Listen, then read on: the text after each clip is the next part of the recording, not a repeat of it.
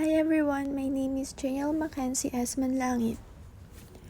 Karl Marx was a philosopher, author, social theories, and economist. He is famous for his theories about capitalism and communism.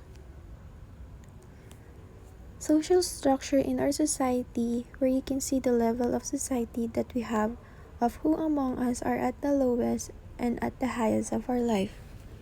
Social structure is often treated together with the concept of social change, which deals the forces that change the social structure and the organization of our society. These represent about the alienation with their own product. They were able to make or harvest their own product but doesn't have the courage to taste what they harvest or make. This represents the alienation about dehumanizing. People who are wealthy or who are more powerful dehumanize those people who doesn't have enough power in our society. This also shows about the injustice in our society.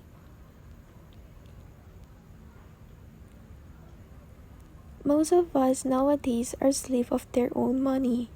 Like what Marx said, that most of the people were slaves of their own money, to the point that they don't work to pursue their dreams because they only work for the money.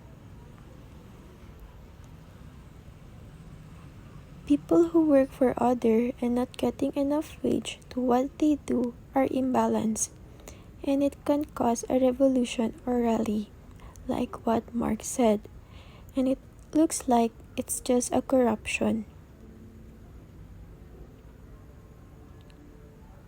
This shows freedom. In our society, we must have freedom. We should able to do what we want to do it in a good way. Because nowadays, people who has enough power are controlling what we are doing to the point that we can't enjoy our life, especially in media. There is a lot of watchdogs in our society. Watchdog were the one who observes and hears everything we can clearly see, especially those people who are corrupt and who lies a lot in society. Watchdogs were the one who help us to know the truth behind our society. Even though we have watchdogs, some of them were not telling the truth because they were paid to lie or to make voice out of those people who has a bad image to turn it into the good image. They were being controlled and wouldn't able to express what they really see or hear. In our society, we can see or hear through media that there is a lot of injustice. Most of the people who are not able to receive the justice are those people who is less fortunate.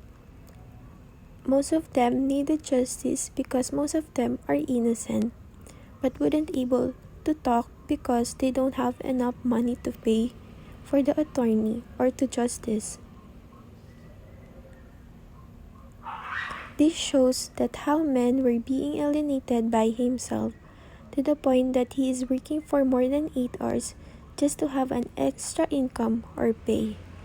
This also shows what people can do for money, and this is one of the example that people were being enslaved by the money to the point that they forget what happiness is.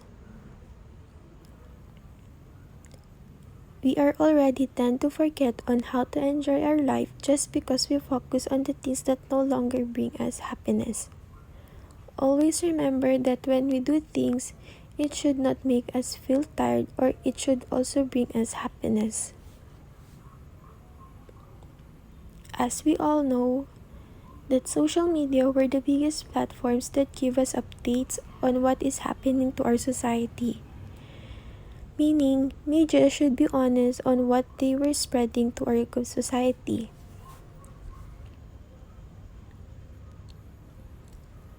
Honesty is the number one rule when it comes to media, because this may affect the society, and also because media were one who shapes the society.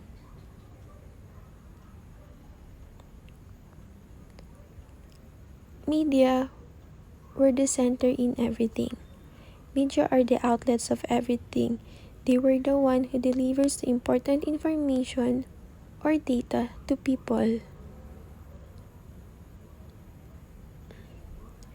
Media were the one who shapes the society.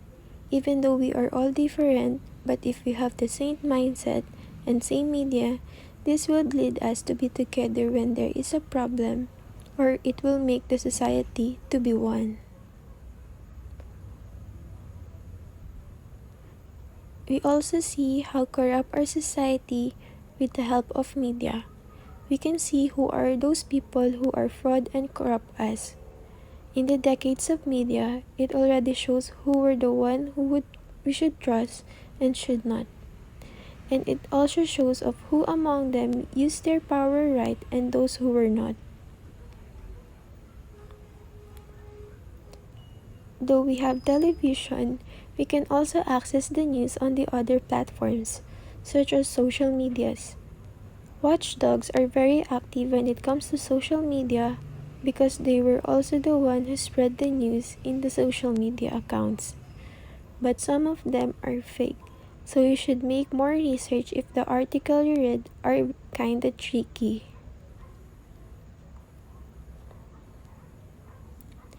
Films were also being used to spread message to our community.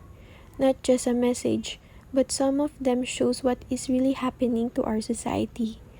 Most of the movies are using the current happenings in our lives, but not just in films. Some of them make music to give us message. Media can also bring message to us using the form of music. Number one example are the music of Clock9 in the title of Upuan. These songs are really related to the corrupt politician who used their power in a wrong way. Again, this is Janelle Mackenzie as Manlangit.